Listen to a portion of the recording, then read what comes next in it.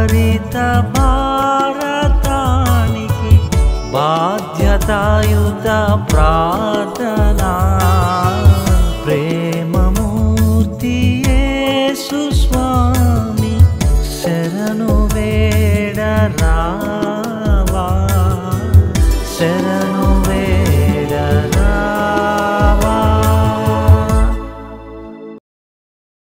క్రీస్తునందు దేవుని ప్రియులైన వారందరికీ శుభాలు తెలుపుకుంటూ, నా పేరు శ్రీనివాస్ డేవిడ్, విజయనగరం జిల్లా నుండి ప్రార్థన చేస్తూ ఉన్నాను.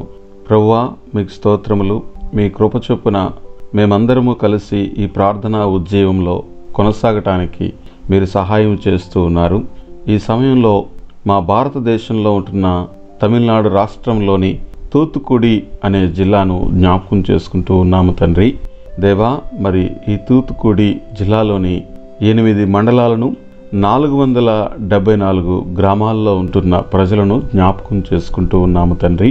అంతటా అందరూ మారుమనస్సు పొందాలని మీరు ఇష్టపడుతూ ఉన్నారు. ప్రభువా, సహాయం చేయండి.